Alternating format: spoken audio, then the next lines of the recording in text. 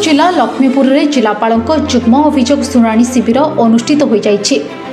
जिलापाल अब्दुल एम अख्तर अध्यक्षतार आयोजित शिविर में मोट 69 अभियोग आसीथिला। सेथिमध्यरु 45 व्यक्तिगत और 24 सामूहिक अभियोग रहिथिला। एही समय कोड़िंगामाली सुरक्षा मंच और जिलापाल मध्य दीर्घ समय धरी कथा कटाकटी होइतिबा देखिबाकु मिलिथिला। कोड़िंगामाली सुरक्षा मंचर कहवा अनुसार सरकार 5 वर्ष हेबो बेआईन भावे खनि खनन करुछंती। कौनसी पुलिस सभा किंबा ग्राम सभा अनुष्ठित न होई कोड़िंगामाली खनि खनन करा जाउथिबा अंचलवासी अभियोग करिसंती। पुनर्बार खनि टेंडर को रिन्युअल कराଯିयो बोली आमे सुनिबाकु पाउछु। तेणु खनि खनन को नहीं प्रभावित अंचलवासी मतामत कौन पचरा जाऊ। खनि खनन द्वारा अंचल में जल और परिवेश प्रदूषित होउछि, जहाद्वारा चाष कथा तो दूर था अंचलवासी जीवन बिताइबा भी कष्टकर हो पड़ुछि। तेणु खनि खनन बंद करने सह अंचल में शांति फेराई आणंतु बोली कोड़िंगामाली सुरक्षा मंच दाबी करिछि।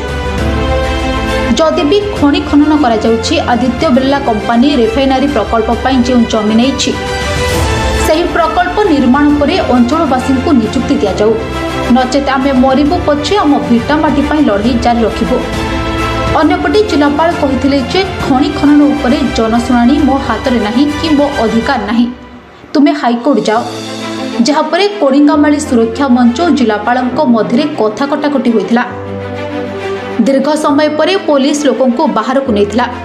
जदि जिलापाल दाबी पूरण न करती तेबे 0 पॉइंट ठारे रास्ता अवरोध कराଯିयो बोली कोड़िंगामाली सुरक्षा मंच चेतावनी देइछि।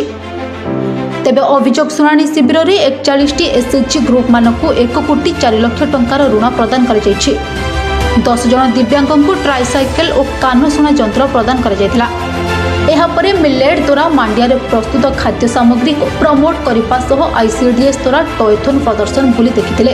एही समय लक्ष्मीपुर ब्लॉक अध्यक्ष सुवाई कुलेसिका, उपाध्यक्ष आरती कुलदीप, बीडीओ प्रीतिरंजन रथ और ब्लॉक प्राणी चिकित्सा अधिकारी डाक्टर जीवन कुमार मुंडा प्रमुख उपस्थित थे। अब मैं जिलापाल को आज देते दीर्घ जो 2018 रो माइंस चली जो माइंस हवा पूर्व जो पब्लिक हियरिंग टा ना से पब्लिक हियरिंग उपर आम हाइलाइट करूँ आ पब्लिक हियरिंग को लेकर हाईकोर्ट जाइलु। यार मध्य हाईकोर्ट गला जाकर आमर सरकार कंसारीगुड़ा आलुमिना फैक्ट्री घोषणा करते हम बोलिक यार भितर 3 वर्ष सरीगला आ खनि होकर 5 वर्ष सरीगला किंतु एमाने कौन पदक्षेप ना फैक्ट्री कथा हो ना खनि खनन कौन गोटे पब्लिक हियरिंग करवा कि लोकंर मतामत ग्राम सभा पुलिस सभा करवा बोली कौन व्यवस्था नहीं। यार भितर मार्च 31 तारीख रे जो 2023 मार्च 31 तारीख रे जो ओएमसी को जो अनुमोदन करते भारत सरकार खनि खनन परिवहन पाई सेटा सरी जाउची तार टेंडरटा सरी जाउची ता भितर ये माने रिन्युअल करबा पे आउ थरे पुनर्बार योजना करछन सेते पे मार्च 31 पर खनि खनन को बंद करंतु बोली कि आमे आज कलेक्टर को लक्ष्मीपुर ऑफिस रे ग्रीवियंस रे देबा पे आसीथिलु।